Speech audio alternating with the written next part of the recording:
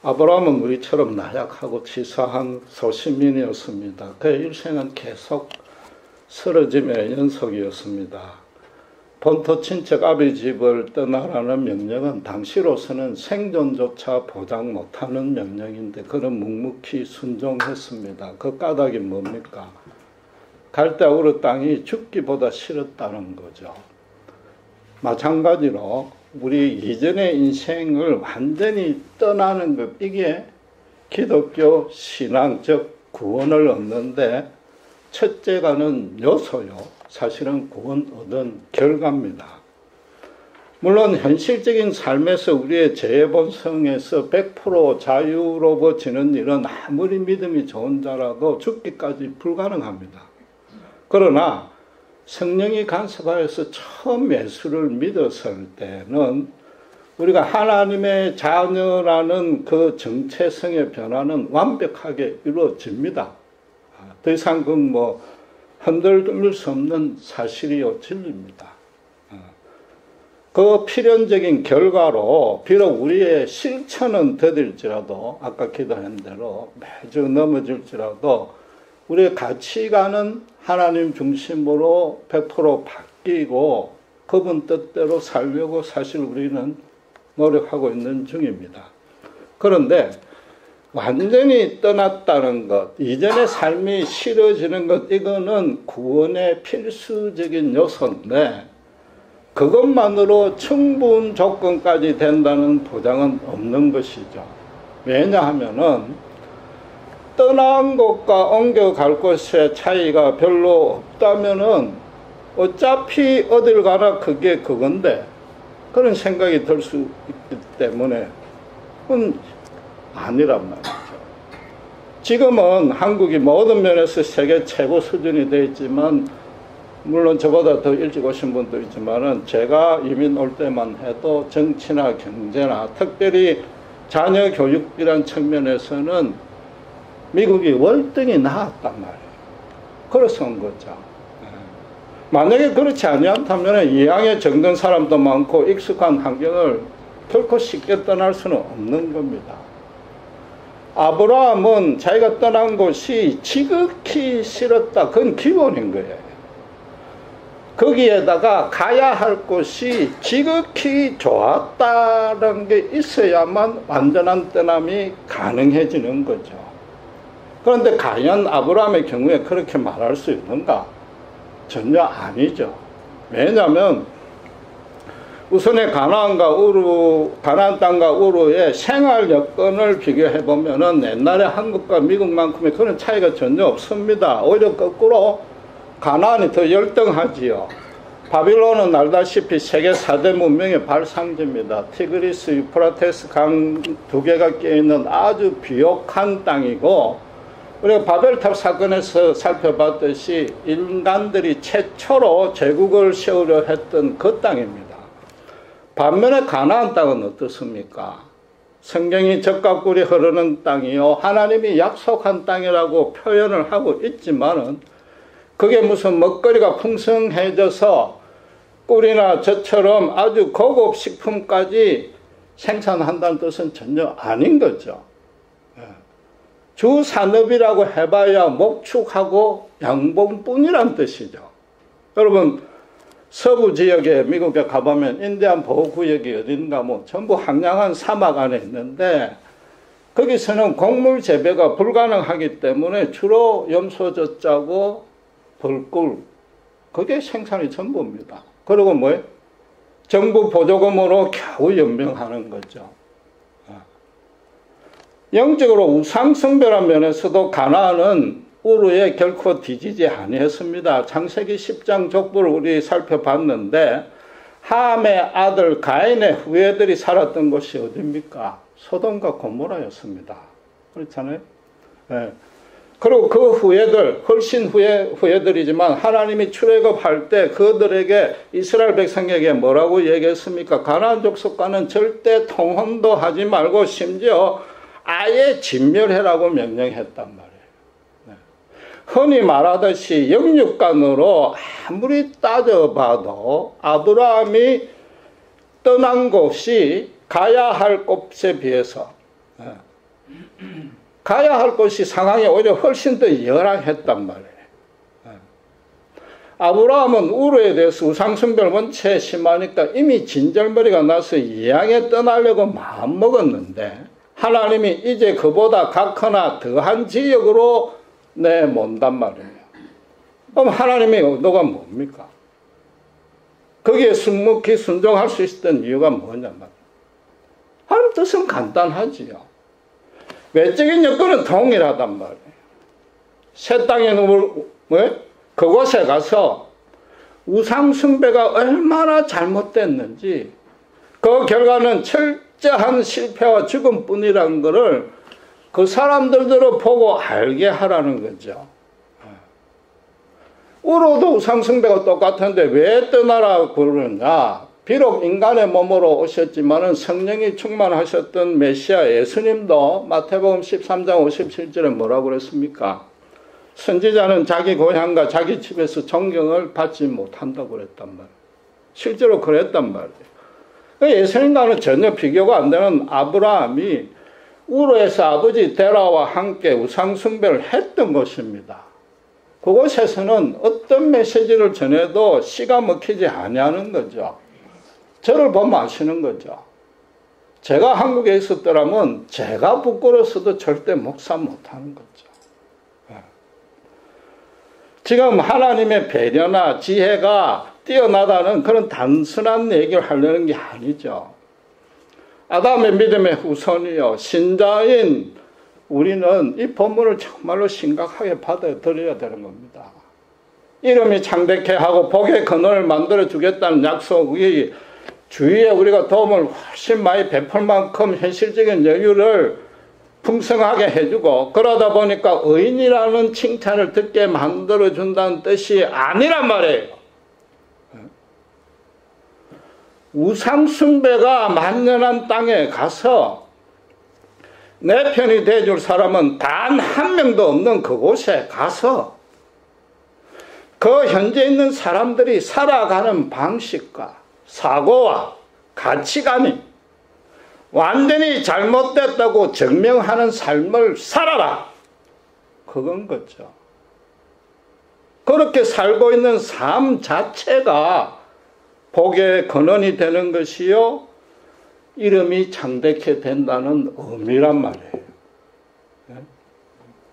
후손들을 하늘의 묵별처럼 번성시켜 준다는 것도 당시로서는 자식이 많으면 하나님의 상급이라고 간주했으나 그보다 더 중요한 뜻은 그 많은 자녀들을 줄 테니까 제발 여호와 신앙 교육을 잘 시키고 그들로 하여금 거룩한 하나님의 나라를 뿌리박게 하고 번성케 하고 그래서 사단의 흑암의 세력을 물리치라는 거죠. 아브라함은 하나님의 그 뜻을 알고 순종한 것이고 모든 세대의 모든 신자를 세상에서 구별해서 불러내는 뜻이 그게단 말이에요. 우리가 지금 현재 정말로 아브라함의 후손인가 점검하는 한 가지 기준이 더 추가된 셈입니다. 완전히 떠나야 돼. 떠난 것이 싫은 것은 첫째요. 두 번째 뭐예요? 가는 것이 지극히 좋아야 돼. 예수 믿은 후가 지극히 좋아야 된단 말이에요. 세상에 있는 죄악과 사탄과 사막의 세력이 세상을 완전히 갖고 노는 것에 대해서 분노와 저주가 속에서 자동적으로 치밀어 올라야 됩니다. 예수님과 인격적으로 만나고 난 이후에 매일 기도하고 말씀 보고 교제하고 동행하는 것, 이 세상에서 어떤 것보다 더 기쁘고 좋아야 돼요. 특별히 아직도 사탄의 미혹이 돼서 예수님을 멀리하고 죄의 노예가 되어 있는 불신자들을 보면은 저절로 가슴이 미어 터질 정도로 불쌍하고 안타까워져야 돼. 그래서 어떤 방식으로든지 예수님의 십자가 사랑을 증거하는 것이 일상적인 삶이 되어 있어야 되고 그렇게 사는 것이 지극히 좋아야 된단 말이에요. 그게 보람이요. 그게 신자로서의 의미란 말이에요. 겉으로 드러나는 육신적인 영역에서는 아브라함은 가나안 땅으로 주민등록 주소지만 변경했습니다. 그러나 그 눈에 안 보이는 그의 마음과 영은, 그 영과 마음이라는 것은 아브라함이라는 인격체 전부를 구성하는 사실은 실체인데, 그게 뭐예요? 사단이 사악한 지배와 농간 아래에 있다가 하나님의 선하고 아름답고 풍성한 통치 아래로 영원히 기속된 겁니다. 어둠은 이제 더 이상 없어요. 완전히 빛으로 옮겨진 거예요. 오직 빛만 있는 것입니다. 만약에 그가 계속해서 우레에 남아 있었더라면 그냥 지옥에 떨어질 수밖에 없는 운명이었다가 가나안 땅으로 발을 한 발짝 딛는 순간에 천국으로 입성한 겁니다. 아브라함은 예수 그리스도의 구원에 대해서 소망만 가진 게 아니고 실제로 예수님의 구원 안에 들어와서 기뻐한 겁니다. 제가 어지간해서는 제 감정을 안 하는데 오늘 주제하고 적절한 거라서 하나만 말씀드리겠습니다. 제가 처음 결혼할 때 전혀 예수를 안 믿었고 먼저 믿은 집사람 보고 교회 가지 말라, 성경도 내 눈앞에 꺼내지 말라고 그랬습니다. 그런데 그 처형이 있는데 3년 전에 소천하셨는데 이분이 뉴욕의 목사였습니다. 이분도 처음부터 믿은 게 아니고 당시에 미국 유학생 부인으로 미국 왔다가 너무 고달프고 스트레스 많이 쌓여서 예수님을 제일 먼저 영접하고 결국 목사까지 돼서 처가를 개종시켰습니다. 이분이 80년대 말에 남편 직장 때문에 잠시 한국에 몇 년 나와 살았는데 주일날만 되면 우리 집으로 차를 몰고 집사람 교회 가자고 오는 거예요. 제가 남자인데 쪼잔한다는 소리를 듣기 싫으니까 집사람하고 아들 둘만 교회를 가라고 오케이 하고 저는 안 갔죠. 그런데 하루는 점심 식사를 하는데 이 목사님이 처형이 아직 국민학교도 안 들어간 저희 둘째 아들 보고 식사 기도를 시켰습니다. 그런데 이 둘째 아들이 대뜸 첫마디로 뭐라고 기도했는지 아세요? 우리 아버지 지옥 가지 않게 해주세요. 요즘 말로 제가 멘붕이 온 거죠. 교회 보내는 유익은 그냥 도덕적인 훈계를 받아가지고 나쁜 짓 안 하고 착하게 살게 하는 그런 거고, 좀 힘든 일이 있으면 기도해가지고 마음의 평강을 얻는 정도라고만 생각했는데 저 어린애가 하나님과 천국과 지옥에 대해서 알면 뭘 할 것인가? 저 순진한 애를 저렇게 세뇌시킨 교회하고 목사에 대해서 분노가 치밀어 올라온 거죠. 그런데 제가 곰곰이 생각해 보니까 하나님도 없다, 천국과 지옥도 없다는 것을 거꾸로 세뇌시킬 자신이 더 무섭는 거라. 그런데 애는 계속 불안할 거 아니에요. 꿈꾸면 아버지가 지옥 가 있는 게 나올 테고. 한참 후에 제가 교회를 출석했는데 물론 더 중요한 계기와 이유가 있지만은 그 아이 둘째 아들의 불안감을 없애주려는 것도 출석한 한 가지 이유였습니다. 제가 간증을 하면 꼭 3가지를 하는데 나머지 2개는 다음에 할게요. 그런데 이걸 꼭 제일 먼저 하는 이유는 이게 바로 기독교 신앙의 본질이요, 출발입니다. 지옥의 형벌에서 사면되고 천국으로 옮겨진 체험적 확신이 있는 거단 말이에요. 오늘날 교회와 목사가 이 본질을 전하지 않고 있는 거예요. 이걸 약하게 전하고 있는 거예요. 그럼 아예 존재할 이유가 없는 겁니다. 교회 출석하지 아니해도 얼마든지 선하게 살 수 있습니다. 실제로 의인들이 더 어렵습니다. 마음의 평강도 명상을 하거나 운동을 하거나 취미 활동을 하거나 그래서 얻을 수 있단 말이에요. 그럼 히브리서 11장 13절에서 16절 한번 보시겠습니다. 제가 가진 성경으로는 365페이지입니다. 히브리서 11장 13절에서 16절입니다.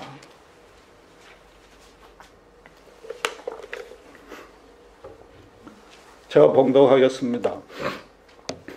이 사람들은 다 믿음을 따라 죽였으며 믿음의 선진들입니다. 약속을 받지 못하였으되 그것들을 멀리서 보고 환영하며 또 땅에서는 애국인과 나그네로라 증거하였으니 이같이 말하는 자들은 본향 찾는 것을 나타냅니다. 저희가 나온 바 본향을 생각하였다면 돌아갈 기회가 있었으려니와 아브라함이 떠났던 우르에 대해서 미련이 있었더라면 돌아갔을 텐데 그러지 아니했단 말이에요. 그래서 16절에 저희가 이제는 더 나은 본향을 사모하니, 더 나은 본향이 가나안도 아니요 우리 같은 미국도 아니요 뭐라고? 곧 하늘에 있는 것이라. 그러므로 하나님이 저희 하나님이라 일컬음을 받으심을 부끄러워 아니하시고 저희를 위하여 한 성을 예비하셨느니라 그랬단 말이에요. 아브라함이 돌아갈 본향이 따로 있다는 거죠. 그런데 13절 다시 한번 보세요. 그가 이 땅에서 애국인과 나그네로 살았다라고 얘기를 하지 아니합니다. 뭐라고요? 나그네로라 증거하였다. 증명하였다라고 되어 있단 말이에요. 성경이 얼마나 정밀한지 모릅니다. 그냥 이국 땅에서 애국인으로서 나그네로서 예롭게 쓸쓸하게 살았다는 게 아니고 나의 정체성, 나의 신분, 나는 하늘 시민이다. 이 땅은 나그네요 애국인이다. 그걸 떳떳하게 드러냈단 말이에요. 어느 누구나 봐도 알 수 있게 했단 말이에요. 살아있을 때 천국 소망과 그 믿음을 실제 삶에서 확연하게 드러내었다는 거죠. 아브라함이 만난 사람은 단 한 명도 예외 없이 사탄에 미혹된 심령이었습니다. 그가 가는 곳마다 단 한 곳도 예외 없이 우상 숭배가 성행하는 것입니다. 성경 기록상 보면 아브라함은 여러 우여곡절 끝에 많은 사람과 인간관계를 맺었지만은 그의 마음과 영혼은 평생 예털이었다 이 말이죠. 저와 여러분이 바로 그런 평생으로 고독한 자리에 부름받은 겁니다. 예수 믿은 우리가 처음 믿었을 때나 지금이나 항상 예국인이요 나그네처럼 살고 있는 게 아니라 나그네로 증명하며 살고 있어야 된단 말이에요. 한국과 미국은 제약이 타락하기는 동일합니다. 그 종교도 타락하기는 이미 한국의 대형교회 목사가 성령 냄새가 진동이 나서 우리가 고개를 못 들 정도입니다. 신자는 절대로 기독교란 종교로 혹은 커비우즈 교회 교인으로 불려 나온 게 아니고 하나님의 자녀로 영원히 따로 세워져 있는 겁니다. 평생 아무도 나를 알아봐 주지 아니해도 오케이인 겁니다. 사방이 나를 모두가 핍박하고 대적하고 비방하고 멸시하는 것을 내 혼자 감당할 수 있어야 되는 거예요. 그게 신자에 된 신분이란 말이에요. 참 하나님을 아는 자답게 살고 있어야 돼요. 하나님 구원 안에 있다는 걸 누가 봐도 알 수 있어야 된단 말이에요. 초대교회 신자들처럼 천국 부활을 믿는 게 아니고 아예 소지한 자처럼 살고 있어야 된단 말입니다. 공중권세 잡은 사탄이 농간하는 세상이나 죄의 본성에 묶여있는 인간이나 저들이 아무리 국리해도 그게 만들어내는 결과는 결국은 모든 면에서 하나님을 대적하는 모습밖에 안 나타납니다. 그런데 그 불신 세상이 하나님을 대적하는 건 아니죠. 그들도 하나님은 무서워서 함부로 못합니다. 대신에 누구를 대적해? 아브라함이나 우리 같은 자를 대적하는 거죠. 동조도 안 하고 시인도 안 하고 이해도 안 하는 거죠. 본토 친척 아비 집을 떠나라는 것은 혈혈단신으로 사탄의 놀이터에 던져졌다 이 말인 거죠. 결국 어떻게 해야 돼요? 오직 하나님만 처음부터 끝까지 절대적으로 의지하라는 거죠. 그분을 의지하지 아니하고는 단 한순간도 제대로 살 수 없다는 겁니다.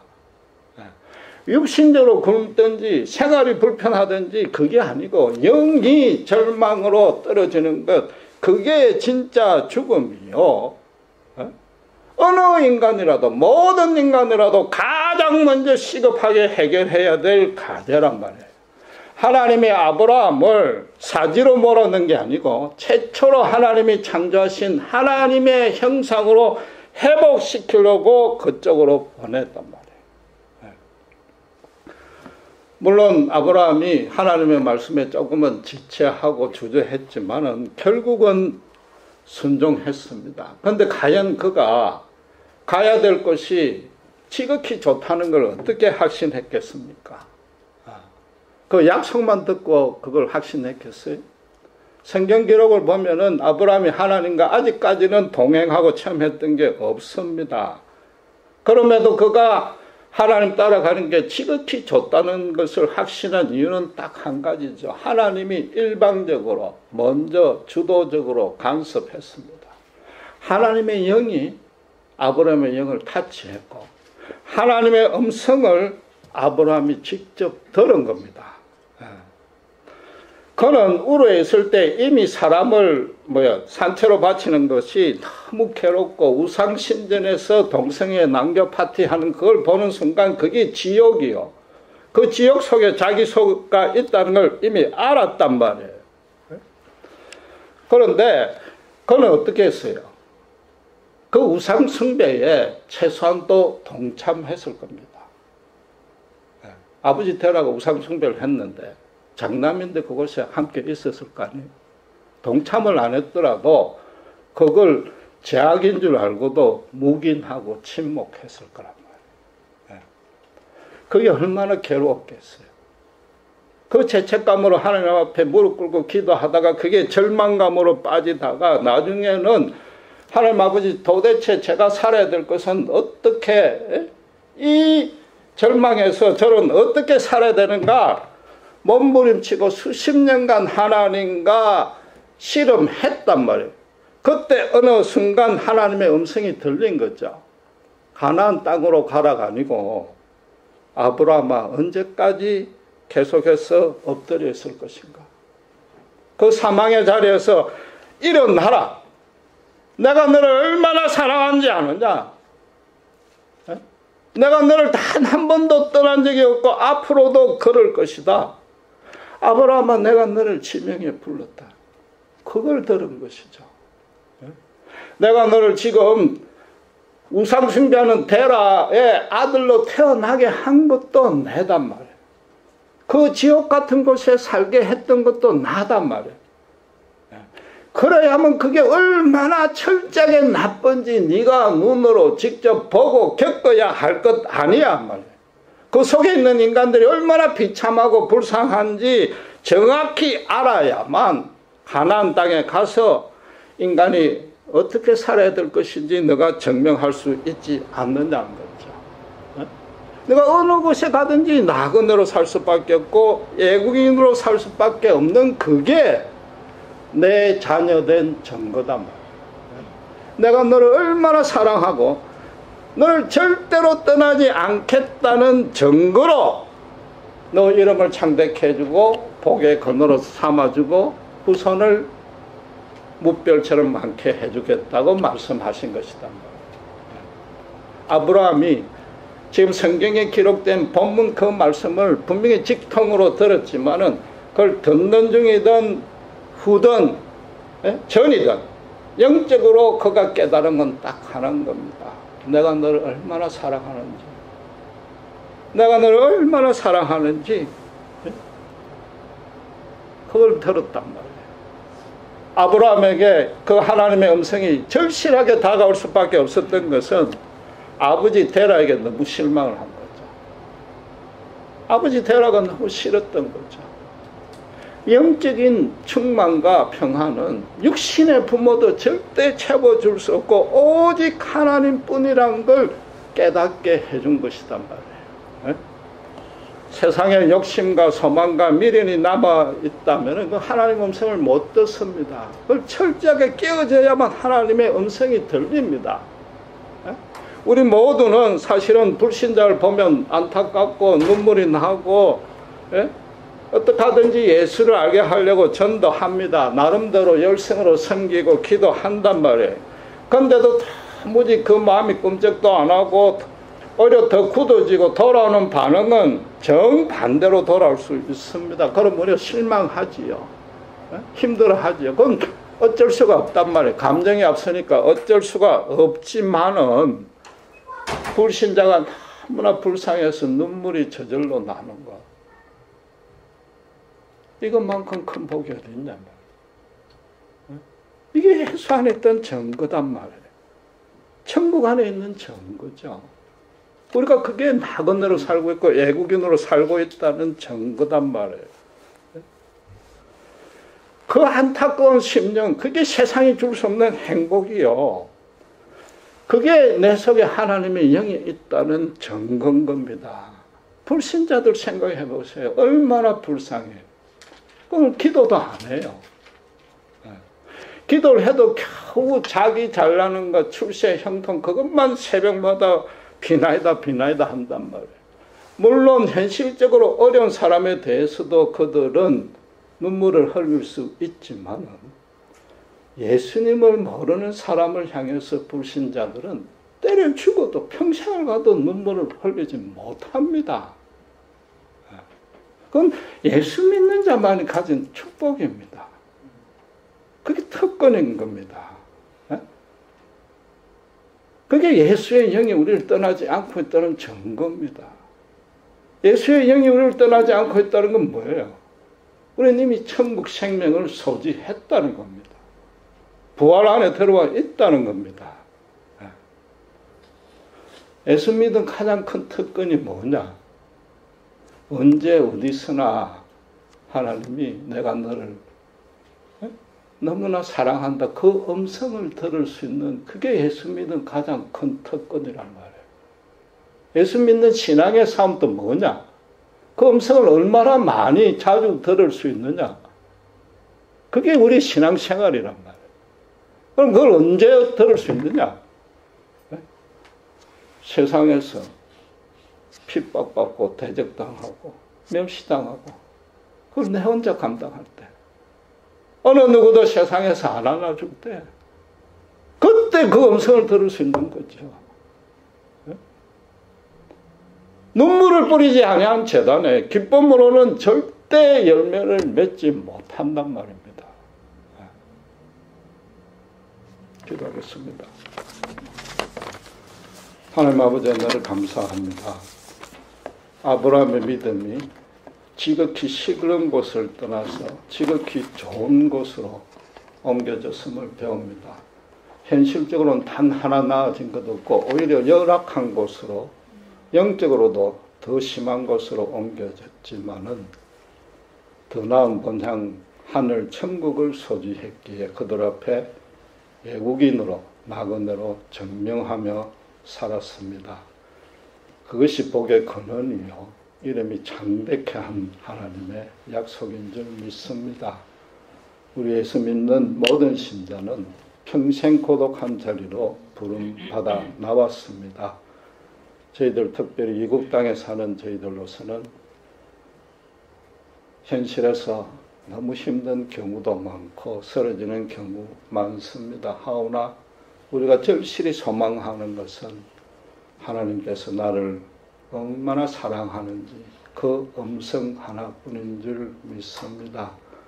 언제 어디서나 주님의 이 사랑의 음성을 들을 수 있는 자 되게 하시고 오히려 환난 중에 더욱 기뻐하는 복된 신자들 다들 되게 저희들 축복해 주시옵소서. 감사합니다. 우리 주 예수 그리스도 이름으로 기도드렸습니다.